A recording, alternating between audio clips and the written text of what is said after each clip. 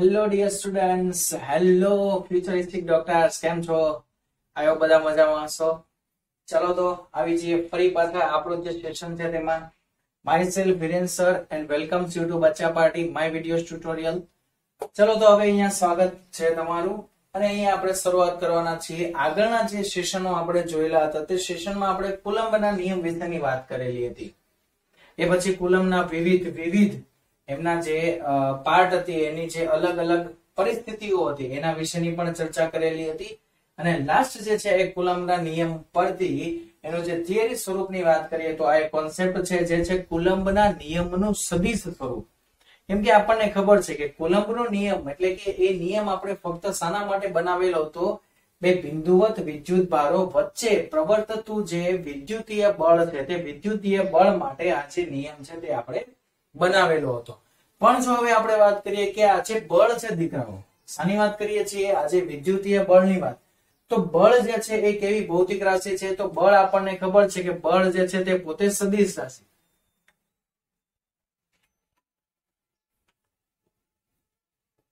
Okay sir.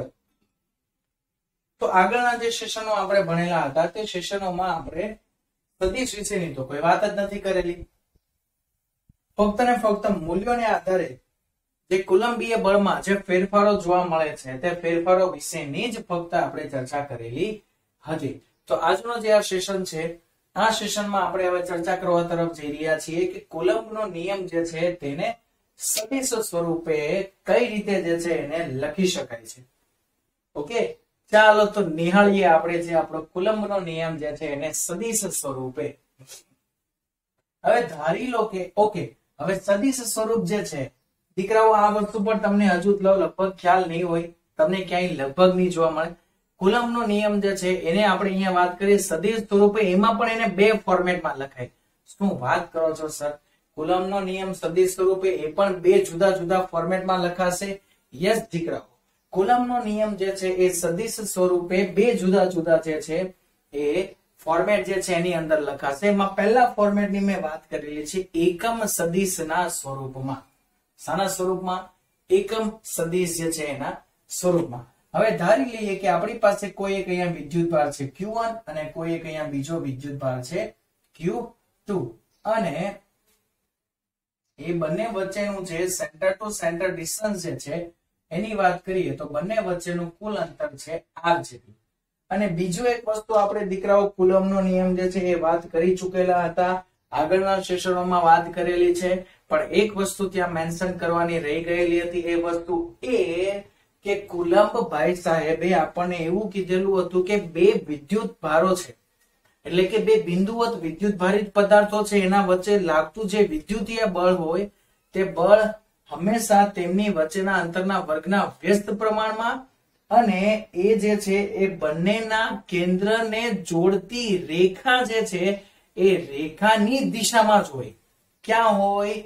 બંને જે વિદ્યુત ભારો છે તે વિદ્યુત ભારોના કેન્દ્રોને જોડતી જે રેખા છે તે રેખા પર જ આજે બળ છે તે હોય છે. એના સિવાયની બીજી કોઈ દિશામાં આજે બળ છે તે આગળ વધવાનું નથી, બીજી કોઈ દિશામાં બળ જે છે તે જવાનું નથી. તો આ વસ્તુ યાદ રાખજો. જે કુલમ્બના નિયમમાં લગભગ મને એવો ખ્યાલ છે ત્યાં સુધી લગભગ મારે મેન્શન કરવાની રહી ચૂકેલી હતી, જે અત્યારે મેન્શન કરીએ છીએ. ચાલો તો પહેલો વિદ્યુતભાર Q1 અને બીજો વિદ્યુતભાર છે Q2, બંને વચ્ચેનું અંતર છે r.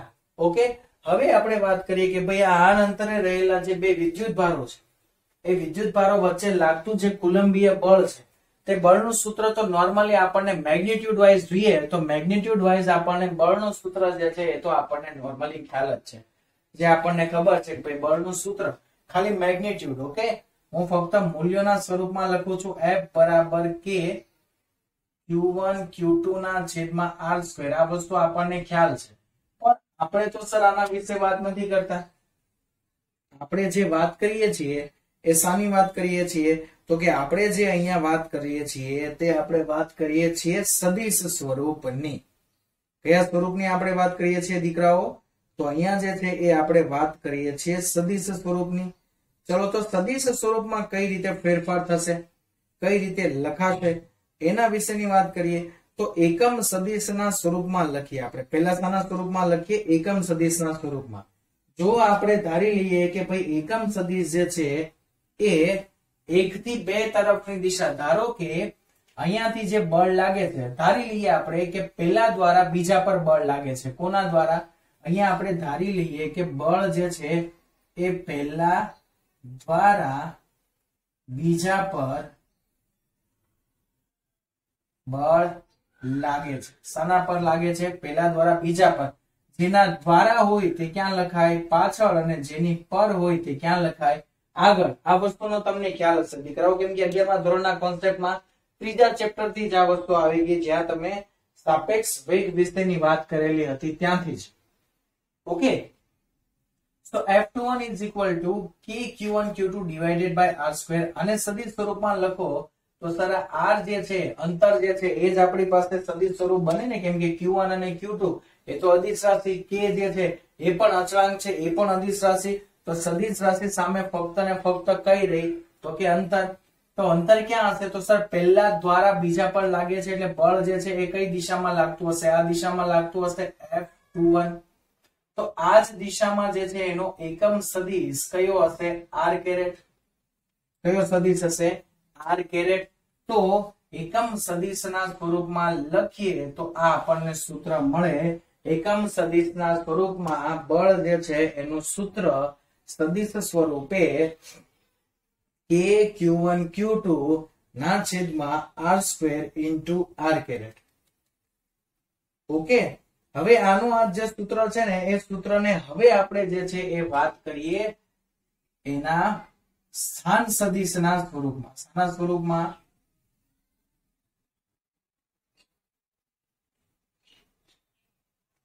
સ્થાન સદિશના સ્વરૂપે. હવે જો એકમ સદિશના સ્વરૂપે આવી ગયા તો એ ફક્ત એક જ રેખા પર આવી ગયા હતા. એટલે આ જે સૂત્ર છે એ તમને પૂછાય તો આ જે સૂત્ર છે એ 1 ડાયમેન્શન માટે લખાય છે. શાના માટે લખાય છે? તો કે આ જે સૂત્ર છે તે સૂત્ર ફક્ત ને ફક્ત લખાય છે 1 ડાયમેન્શન માટે. ઓકે, એક પરિમાણ માટે જ આ જે સૂત્ર છે તે આપણે લખીએ છીએ. હવે દ્વિપરિમાણ માટે આ જે સૂત્ર છે એ આપણે હવે લખીશું, એ આપણે દ્વિપરિમાણ માટેનું સૂત્ર લખીશું. ઓકે, ચાલો તો બીજી થિયરી જે છે એ દીકરાઓ આપણી છે સ્થાન સદિશ જે છે એના સ્થાન સદિશના સ્વરૂપમાં. તો મેં બે ડિફરન્ટ તમને ફિગર જે છે એ ડ્રો કરીને અહીંયા આપેલી છે, જેમાં એકમાં તમે જોઈ શકો છો કે લાગતું બે વિદ્યુત ભારો વચ્ચે લાગતું જે બળ છે એ બંને પર જુઓ તો પરસ્પર વિરુદ્ધ દિશામાં છે. ઓકે, એટલે અહીંયા જે ઉદ્ભવતું જે બળ છે તે બળ કેવું હશે? તો આ જે બળ છે તે અપાકર્ષણ પ્રકારનું હશે. તો અહીંયા જે છે એ શું થશે? બીજા દ્વારા પહેલા પર લાગતું બળ, એટલે આ શું થશે? Vector F12. બીજા દ્વારા હોય એ ક્યાં લખાય? પાછળ. અને જેના પર હોય તે આગળ, એટલે F21 છે. તો એવી જ રીતે આ શું થશે? F21. પેલું ઉપર F12 છે. સેમ વસ્તુ અહીંયા થશે, પહેલા દ્વારા બીજા પર લાગતું અને બીજા દ્વારા પહેલા પર લાગતું. તો પહેલા દ્વારા બીજા પર, કોના દ્વારા કોના પર લાગે છે? પહેલા દ્વારા બીજા પર અને બીજા દ્વારા પહેલા પર લાગતું જે બળ છે એ બંને કેવા હશે? અહીંયા આકર્ષણ પ્રકારના છે. તો આ બળો શું લખાશે? તો આ લખાશે F12 અને આ જે છે એ આપણું બળ લખાશે F21. ઓકે, તો આપણી પાસે બે વિદ્યુત ભારો છે અને બે વિદ્યુત ભારો વિશેની જો હવે અહીંયા વાત કરીએ તો અહીંયા કહી દઈએ બિંદુ O. ઓકે, અને જે અહીંયા તમે જોઈ શકો છો કે R1 જે છે એ શું છે? R1 જે છે એ સ્થાન સદિશ છે. કોનો? વિદ્યુત ભાર Q1 નો. અને R2 જે છે એ શું છે? R2 જે છે એ સ્થાન સદિશ છે વિદ્યુત ભાર Q2 નો. R1 શું છે? સ્થાન સદિશ છે વિદ્યુત ભાર Q1 નો અને R2 જે છે એ સ્થાન સદિશ છે વિદ્યુત ભાર Q2 નો. ઓકે, હવે Q2 થી Q1 તરફનો, ક્યાંથી ક્યાં તરફનો? Q2 થી Q1 તરફનો જે સ્થાન સદિશ છે એની વિશેની વાત કરીએ આપણે. ચલો કે ભાઈ Q2 થી Q1 તરફ નો સ્થાન સદિશ. તો Q2 થી Q1 તરફનો સ્થાન સદિશ જે છે એના વિશેની વાત કરીએ તો Q2 થી Q1 તરફના સ્થાન સદિશને દર્શાવવામાં આવશે શાના વડે? તો એને દર્શાવવામાં આવશે R12 વડે. કેમ? તો કે ક્યાંથી શરૂઆત થાય છે 2 થી, ક્યાં પૂરો થાય છે 1 પર. તો જ્યાંથી શરૂઆત થતી હોય તે ભાગ પાછળ લખાય અને જ્યાં એન્ડ થતો હોય તે ભાગ ક્યાં લખાશે? આગળ લખાશે. ઓકે, એટલે શું લખાશે? R12. તો હવે જુઓ તો તમને અહીંયા એક વસ્તુ સિમ્પલ દેખાય છે. R12 ની ડાયરેક્શન ક્યાં છે? 2 થી 1 તરફ. એટલે અહીંયા જો મેં એરો દર્શાવેલો છે, અહીંયા જે મેં એરો દર્શાવેલો છે R1, અહીંયા એરો દર્શાવેલો છે R2. તો સર આપણો તો અહીંયા R1, R2 અને R12 દ્વારા તો એક ટ્રાયેંગલ બને છે. જુઓ, આ જે છે એ આપણો સદિશ છે R1, અહીંયા કોઈ જે છે એ આપણો સદિશ છે R2 અને આ ડાયરેક્શનમાં આપણો કોઈ સદિશ છે સદિશ R12. તો સર આ તો ત્રિકોણ બની ગયો. તો આ તો ત્રિકોણના સરવાળાના નિયમ જેવું થઈ ગયું કે પહેલા સદિશનું જે શીર્ષ છે એના પર બીજા સદિશની પૂછ. તો અહીંયા રહ્યો બીજો સદિશ, એની પૂછ, શીર્ષ પૂછ ભેગા થાય છે. Yes sir. અને હવે પહેલા સદિશની પૂછ અહીંયા રહી, બીજા સદિશનું શીર્ષ અહીંયા રહ્યું, બંનેને જોડતો સદિશ પરિણામી સદિશ હોય. તો અહીંયા આપણો પરિણામી સદિશ શું બનશે? સદિશ R1 બરાબર સદિશ R2 પ્લસ સદિશ R12 નો જે પરિણામી સદિશ છે એ શું બને છે? આપણો R1. ઓકે, તો અહીંયાથી જો R12 ને આપણે કરતા બનાવીએ તો R12 બરાબર શું લખાય? સદિશ R1 માઈનસ સદિશ R2. જ્યાં R12 શું છે? તો R12 જે છે એ Q2 થી Q1 તરફનો જે સ્થાન સદિશ છે એ છે. ઓકે, ચાલો તો હવે કુલમના નિયમ પ્રમાણે જોઈએ કે ભાઈ બીજા વિદ્યુત ભાર વડે પહેલા પર લાગતું બળ છે એ કેટલું છે? ગણીએ, શરૂઆત કરીએ. ચલો, તો કે ભાઈ Q2 વડે Q1 પર લાગતું બળ. તો જેના વડે હોય એ ક્યાં લખાય? પાછળ. જેના પર હોય તે આગળ. તો F21 બરાબર શું લખાશે? K Q1 Q2 ના છેદમાં R12 સ્ક્વેર. શું લખાશે? R12 square into R caret 12. આ રીતે જ લખાય ને? હવે સર R કેરેટ કોઈ પણ સદિશ, એકમ સદિશની વાત કરીએ તો એકમ સદિશ આગળ તમે ભણી ચૂકેલા છો દીકરાઓ. એકમ સદિશ n કેપ a બરાબર જે તે સદિશમાં ના છેદમાં જે તે સદિશનું મૂલ્ય. તો સદિશ જે છે એનું મૂલ્ય બે રીતે દર્શાવી શકાય. એક તો માનાંકમાં રાખો કિંમત, અથવા તો ઉપરથી સદિશની સાઇન હટાવી દો. તો મેં અહીંયા સદિશની સાઇન હટાવી દીધી છે. કેમ? કેમ કે આ અંતર છે જે ફક્ત મેગ્નિટ્યુડના સ્વરૂપમાં લખાય છે. તો R કેરેટ 12 માટે શું લખાશે? તો R કેરેટ 12 માટે લખાશે સદિશ R12 ના છેદમાં મોડ્યુલસ ઓફ સદિશ R12. ઓકે, તો R12 તો જો અહીંયા આવ્યું, ક્યાં ગયું? અહીંયા આવ્યું. R12 ઇઝ ઇક્વલ ટુ આવી ગયું R1 માઇનસ R2 ના છેદમાં R12. આવું લખાય. આ કિંમત જે છે એ મૂકીએ અહીંયા. અને જે આ R12 ના મૂલ્યની વાત કરીએ છીએ તો જો એ સદિશ જે છે એને મૂલ્યના સ્વરૂપમાં લખવું હોય તો શું લખાય? R12 is equal to mode of R1 minus R2 જે છે એનો આખાનો માનાંક. આવું લખાય. શું લખાય? એને સદિશ સ્વરૂપમાં જો તમારે લખવું હોય તો R1 માઇનસ R2 જે છે એના માનાંકના સ્વરૂપમાં લખાય. શાના સ્વરૂપમાં લખાય? માનાંકના સ્વરૂપમાં.